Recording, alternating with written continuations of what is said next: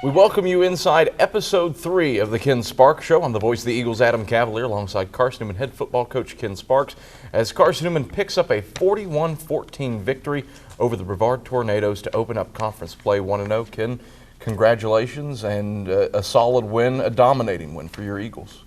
It was a good win, Adam. We were really excited about the energy and the excitement and the product on the field. It was a whole lot of improvement in areas that we wanted to improve in, and I thought the guys enjoyed playing. I thought they were very enthused. I thought the leadership was really good on the field. I thought the blocking and tackling was crisp. I think defensively, I think we made some strides. It looked like the Carson-Newman of old, when defenses around here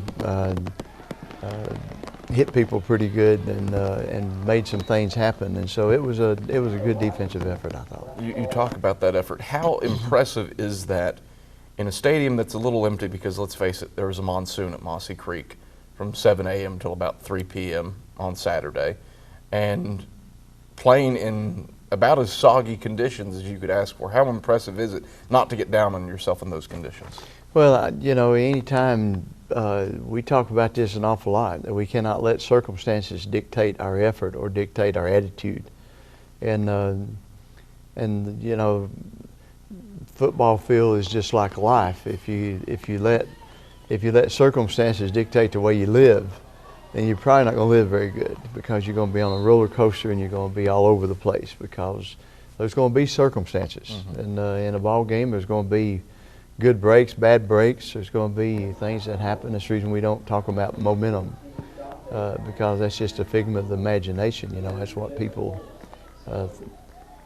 people's attitude lets them be. You know, and so considering the weather, considering all the circumstances, it was our guys didn't back off a bit, and I thought it was a sign of maturity, and I thought it was another step upward in our journey that we're on right now, and it makes me pretty excited. What was the biggest jump from last week against Mines to this week against Brevard? Well, I think confidence defensively. I think a little more determination offensively and defensively. Elimination of some mistakes, even though we still made a bunch. Mm-hmm. I think the first half, when the first group was on the field, there was no turnovers, and I thought that was exceptional offensively, because last week we were laying it on the ground, and I think defensively, not turning people loose, a lot more orange helmets, orange bullets around the ball carrier, and or the person with the ball, and I thought that was good. And so there's a lot to brag about on this game. Well, we'll break down the first half when we get back after this on the Ken Sparks Show. Back on the Ken Sparks Show, Carson-Newman up on Brevard at the half, 27-0. And Ken, a dominating defense performance early that the first 2 drives Brevard has, 3 and outs. You force a fumble in the mix there, and then force them to turn it over on downs in that first half. 7 tackles for loss throughout the game for the Eagles. What enabled you to get into the Brevard backfield so frequently? Well, I think probably the energy and the enthusiasm of our kids, of our players, and but we had a good game plan. We had a 2-pronged game plan defensively, and I thought they executed both prongs of it.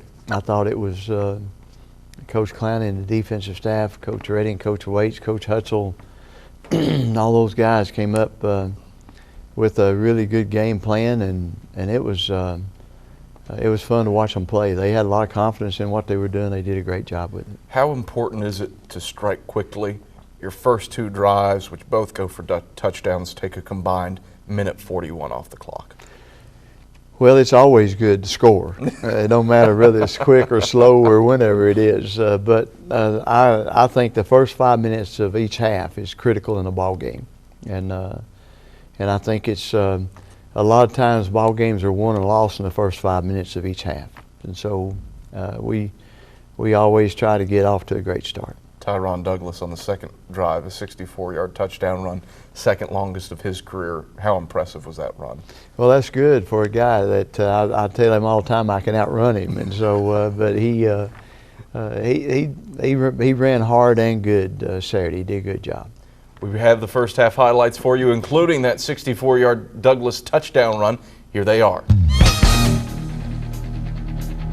Thomas with the split backfield, gives right side Baker. Baker barreling his way down the right hash mark. 10-5 into the end zone, barrels through a defender, touchdown.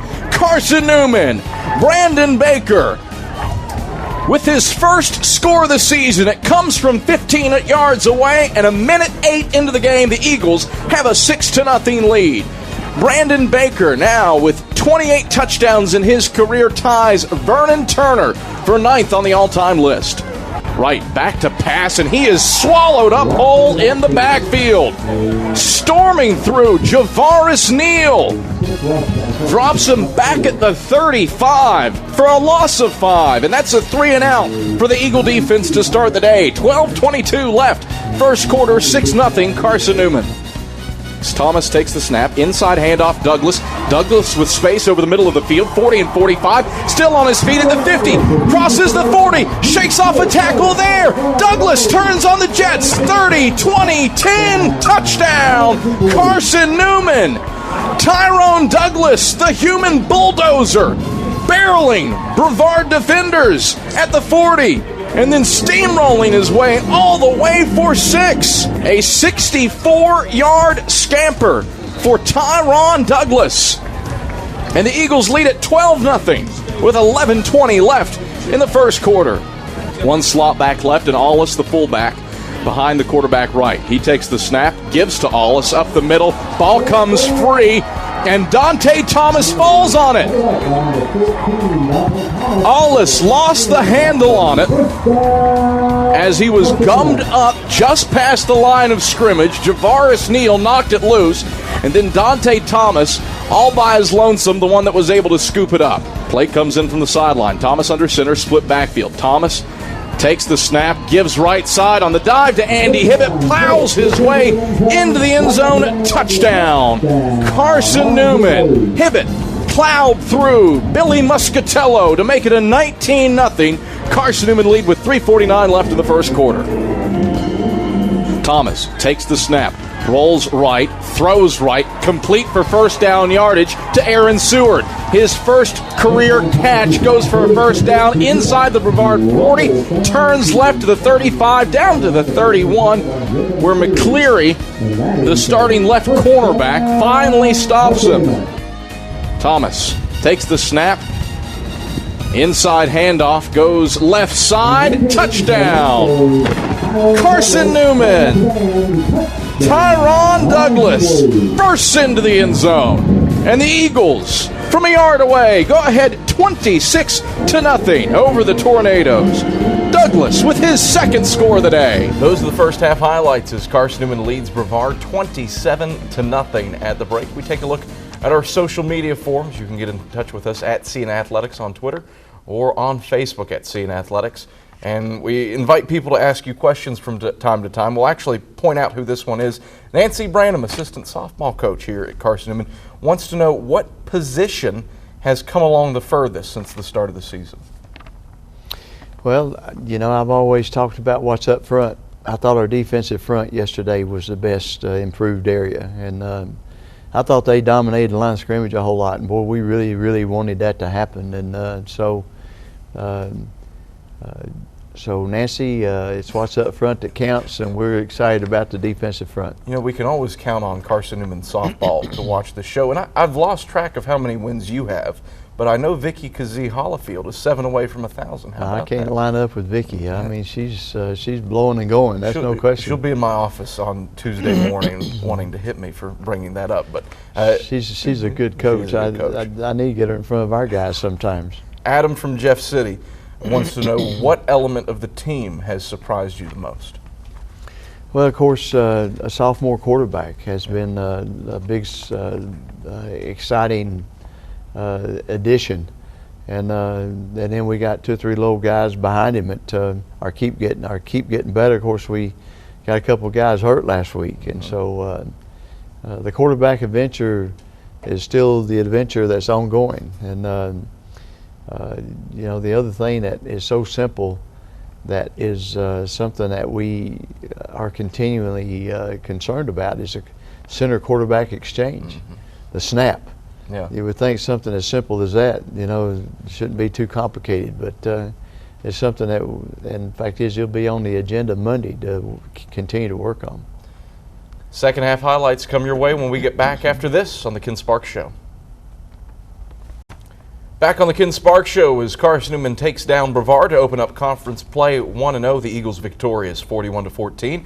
I'm Adam Cavalier alongside the head coach of the Eagles, Ken Sparks. Ken, you got some kids some reps late in that game, and the stat wasn't late. It started the second half. The stat that I'll point to for that is 35 different players made tackles. Is that right? That's great. Just how crucial is it to get you know, the Nick Higginsons of the world some action? Well, it's critical. We have to get some guys. Our you know, with limitations on scholarships and then limitations on Carson-Newman financial aid, we're very, very limited on depth, and so, you know, we have to, even though we got a lot of bodies, we don't have much playing depth, and so it's important for us to get guys as much playing experience as we possibly can, so that it's a long season. Like already, you know, from the first ball game to the second ball game, we had 12 guys hurt, and several that didn't play, and 2 or 3 that played that probably shouldn't have played. Just they didn't play very long, but they wanted to make the trip, so they acted like they were okay. So, you brought up the front four last segment, making strides. A kid who is matched and set career highs in each of the past 2 games, Javaris Neal. 9 tackle, 1.5 sack, 2.5 tackle for loss, 1 forced fumble game against Brevard. What have you seen out of the sophomore defensive end that has indicated maturity on the field and off? Well, I think that's the biggest thing. I think Javaris is growing up. You know, I think he's becoming more and more not getting frustrated with some things going on around him, and concentrating on you know, what he needs to do, and still, you know, some of the things that's in other words, doing the things and still some of the things that's happening to him. And you know, if we all react to the things that are happening to us, then we're probably going to be just a reactor. And he's really matured. And I enjoy being around Javaris. He's fun to be around. If there is one thing to pick on, it is a second half drive where Jared East Brown blocks a punt after getting close on his first 3 tries of the day. Yeah. Called back because of an offsides. Brevard gets to continue the drive, then a pass interference penalty enables Brevard essentially to score a touchdown after they were held on 3rd down. How do you iron out those wrinkles? Well, you know, one of the you have about 3 or 4 axioms on punt return. Number 1 is don't be offsides. You know, number 2, you don't rough the punter. Number 3, you don't block anybody in the back. You know, all those things are so critical on a punt return because it's a change of possession. And it's a 40-yard, usually, change of possession, which makes it that much more critical. And so, you know, when you start giving up 40 yards and start giving up the ball and a touchdown, that's pretty major. I have not yet watched video to find out who was offsides, but he may have a broken leg come Monday, so we'll find out. But that is a big mistake. And then we played. I think we lost a little bit of urgency. I think that gave them a lift a little bit, and we didn't, you know, we didn't mayday. We didn't match you know, all at once, get our level back up where we needed to, because our guys were already on the sideline. They thought, you know, so it went from a celebration to a disaster. And then it's either a 3rd and long or a 4th down. It's a 4th down pass interference. Yeah. That stop, the drive is over if we don't, you know, and that wasn't a very smart play. It's a short pass. Even if we let him catch it and make the tackle, it's our ball. And so that was a little bit just, you know, one of those non-thinking mistakes that we got to get better at. Second half highlights, they come your way right now on the Ken Sparks Show. Split backfield for the Eagles. Douglas on the left, Hibbett on the right. Thomas takes the snap, goes with Hibbett right side. Hibbett with loads of green in front of him. 10-5 touchdown. Carson-Newman. Too easy as the Eagles rip it up the gut for a touchdown from 18 yards out. Andy Hibbett with his second score of the day and third of the season. 33-0 Carson-Newman with 10:14 left in the third. Second and goal. Right. Rolls left. Javaris Neal. Loads of pressure. Bangs him down in the backfield. Rolling left for a sack. Javaris Neal on the dead sprint.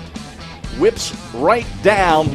Back at the 14. Third and goal from there. A loss of 7. Split backfield. Freeman on the right and Pope on the left. Suber hands off to Pope. Trap right side. Pope has a blocker, runs into him, spurts out of a tackle at the 15, 10-5, races to the end zone. Touchdown, Carson-Newman. Marcellus Pope stepped free of Rich Torres at the 15 and was able to jaunt his way for 6 points. Eagles 40, Brevard 7 as Pope strikes for 6 for the first time in his Carson-Newman career. Those are your second half highlights as Carson-Newman comes out with a 41-14 victory over the Brevard Tornadoes. Eagles improve to 3-0 for the first time since 2007. When we come back on the Ken Sparks Show, Michael Watrang has your Eagle Spotlight on Jacob Coleman. Each week we put the Eagle Spotlight on one Carson-Newman football player, and Michael Watrang has it on Jacob Coleman. Senior linebacker Jacob Coleman has had to make a lot of adjustments in his 4 years at Carson-Newman. He began his career as a safety and last year sustained a shoulder injury that kept him to just 4 games. He said that injury helped him prepare for his final campaign in Mossy Creek. Once I felt the sharp pain in my chest, I knew something bad was happening and I couldn't get up off the field. So I knew it was something bad, and then the doctor told me that I tore my pec. And the only thing I could think about was my teammates, like letting them down, like did I not train hard enough, like not to get injured, and I just felt like I let my team down. So this year I worked hard all summer and all spring just to get back. Following a career-best 12-tackle performance that included an interception in Week 2 at the Colorado School of Mines, Coleman was quick to give credit to the rest of the defense. Defensive coordinator and former Eagles standout at linebacker Mike Clowney saw a great response from the senior linebacker after a slow start. You know, I remember grabbing Jacob kind of like at the end of the first quarter and challenging him a little bit. And he said, "Coach, I'm doing all I can." And, you know, my big thing with him is I expect more from you. You know, he's now a senior. He's a leader, and just, you know, just doing good is not good enough. We expect Jacob to do great things. And I think, you know, I think he struggled with it for a second. He turned around and he said, "Coach, I get it, I understand." And to go back out and really watch him respond in that game and to finish that game as SAC Defense Player of the Year is, I think, a great highlight for him. And I think it's something that, you know, will be important for him even as he moves along in life. Having Clowney nearby has given Coleman the drive to excel on and off the field. He always comes to practice with a lot of energy, and he's real passionate about the linebacker position and defense, and so he always pulls out the best in us. Like, he always challenges. He never let us get satisfied or complacent, and he just always makes us just strive for perfection. Clowney has taught his players to embrace every moment and enjoy every second of this experience. He looks at the ability to pass along his knowledge to young student athletes as a blessing. You know, I think the biggest thing is you teach the things that you learn. And being here in this program, you know, the biggest thing that we learn and teach is just basically about life. And just, you know, life is hard. You know, at points in time it's tough. And I think linebacker is the greatest example of life. I mean, you got to play run, you got to play pass, you got to play action. You know, you're just kind of involved in everything. So you get all the little pieces of the game. It's just kind of teaching them, you know, those little things and how to react and how to respond. I think it's the best part of my job. Coleman said that the team is taking it one game at a time in its quest for a national championship. The Norton, Virginia native may not have the eye-popping physical numbers associated with a linebacker, but ask anyone and they will say that Coleman has everything a player needs on the inside to be a great football player. After all, he absolutely loves lacing it up on the weekends. For the Ken Sparks Show, I'm Michael Watrang. Well, thank you very much, Michael. And Ken, you look at a kid in Jacob Coleman, and it doesn't get much better. Doesn't get much better. Yeah, my Norton Flash, and he'll one day be the mayor and of Norton, Virginia or better. So special young'un. Been fun to watch him grow. He's to watch him grow spiritually has been I've had to spank Jacob a couple times in the past, and now it's such a joy to be around him, you know. And even if I wanted to spank him, he'd smile at me, and I'd probably forget about it. But I really enjoy being around Jacob Coleman. You turn your attention now to the Catawba Indians, a team that might be smarting a little bit after getting shut out for the first time in 210 games. Newberry holds the Indians scoreless 27-0 this past weekend. Catawba with breaking in a new quarterback, granted the 2010 ACC Freshman of the Year and Danny O'Brien. The passing game seems to have improved for them. Well, they're feeling their way. You know, they got him in late, the quarterback in late, and anytime you're trying to break in a new quarterback and a new offense, it's not automatic. And so they're playing. Really, you know, there was a lot of breaks in that ball game. It was a strange ball game, but they're very, very tough defensively, and as soon as they start doing some things, probably better than what they're doing right now, at least the way they want to offensively, they're going to be, you know, and they always give us a fit. You know, Catawba, Carson-Newman goes back a long, long way, and. Be some good. There's been some good battles. There'll be a good battle Saturday. We'll have to play at our best. I said it before the break that 2007 season was the last time you went 3-0. Well, you went 6-0 before Catawba beat you and derailed your chances at the playoffs. Only game we lost, and lost it in the last minute, and one of them 50-something game or 53-49 games or something, and you know. Only game we lost, the only time we was behind was the last minute and a half of the ball game, and knocked us out of the playoffs, which was really unusual. Who stands out to you for them defensively? Well, they got a great defensive front, I think, and then they got a safety that can play, and so you know, the head coach was the defensive coordinator for years, and then he went to Coastal Carolina and was the defensive coordinator, so he's pretty special. Defensive football coach. He'll have them ready. Ken, a pleasure as always. Congrats on the conference opening victory over Brevard. Well, it was a good win for our children, and I'm glad to be part of it. That's Carson-Newman head football coach Ken Sparks. I'm the voice of the Eagles, Adam Cavalier, and this has been the Ken Sparks Show. Join us next week.